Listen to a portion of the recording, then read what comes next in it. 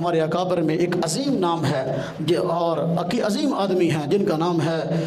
حجت الاسلام حضرت مولانا رحمۃ اللہ کرانوی رحمۃ اللہ علیہ۔ کرانہ یہ ہندوستان کا علاقہ ہے، وہاں کے رہنے والے عالم تھے۔ اللہ تعالیٰ نے ان کو بہت زیادہ خصوصیات سے نوازا تھا۔ اسلام کا مطالعہ خوب تھا، خوب اسلام کو جانتے تھے،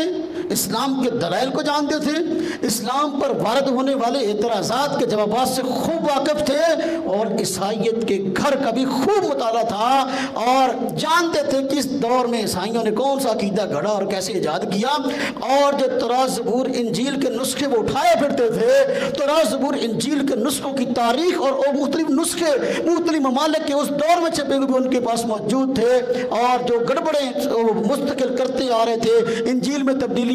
تورات میں تبدیلیاں اور صحیفوں میں تبدیلیاں، اس پر بھی ان کے پاس بھاری ایک ذخیرہ موجود تھا۔ جب انگریز نے پادری فاؤنڈر کو یہاں لا کر سینکڑوں پادریوں کو اس کے متحد کر کے عیسائیت پھیلانے کا ایجنڈا دیا، تو اللہ تبارک و تعالیٰ نے اس مرد کلندر کو کھڑا کیا، حضرت مولانا رحمۃ اللہ کرانوی رحمۃ اللہ علیہ نے، اور دیگر علماء کرام کو ساتھ دے کر ان کا اس طرح مقابلہ کیا کہ انگریز کے یہ پادری ملک سے فرار ہونے پر مجبور ہو گئے۔ الحمدللہ مولانا رحمۃ اللہ کرانوی رحمۃ اللہ علیہ نے اسلام کی حقانیت پر اور اس وقت کی عیسائیت کے ابطال پر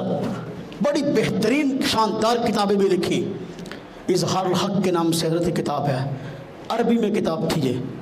پھر اس کا اردو ترجمہ حضرت شیخ الاسلام حضرت مولانا مفتی محمد تقی عثمانی صاحب ہمارے استاد بخاری شریف پڑھی، اللہ جزائے خیر دے، انہوں نے ترجمہ کیا اس کتاب کا، بہت زبردست کتاب ہے، 3 جلدوں میں ہے۔ اس کا نام رکھا بائبل سے قرآن تک، کتاب عیسائیوں کے جواب میں لکھی۔ اور اسی طرح ایک کتاب مولانا رحمۃ اللہ کرانوی رحمۃ اللہ نے اعجاز عیسوی کے نام سے لکھی، عیسائیت کے سارے اندر کے معاملات کھول کے رکھی، عیسائیوں فرقوں کا آپس میں کیا اختلاف ہے، اور یہ کتابیں جو آج لیے پھرتے ہیں ان میں سے کوئی بھی اصلی نہیں ہے، سب جعلی ہیں۔ اور اس طرح حضرت کی کئی کتابیں ہیں اس موضوع پر، ازالہ اوہام کے نام سے ایک کتاب ہے 2 جلدوں کے اندر حضرت کی۔ تو حضرت نے ان سے مناظرے بھی کیے، اور جو ان کا سب سے بڑا پادری تھا نا، جو سب پادری کا سردار پادری فاؤنڈر، اس سے مناظرے کیے، اس کو ہندوستان میں جگہ جگہ شکست دی۔ اب وہ حضرت سے بھاگتا پھرتا تھا، حضرت کا سامنا نہیں کرتا تھا، ادھر ادھر جلسے کر کے چیلنج کرتا، جہاں جاتا حضرت بھی پہنچ جاتے، پھر وہاں سے فرار ہو کر دوسرے شہر میں چلا جاتا،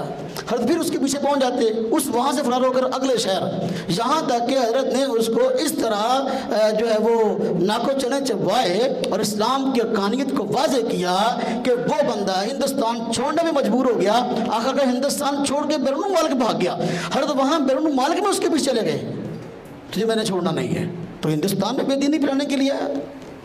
یہ کوششیں ہیں، یہ تحریک پاکستان کا حصہ ہیں۔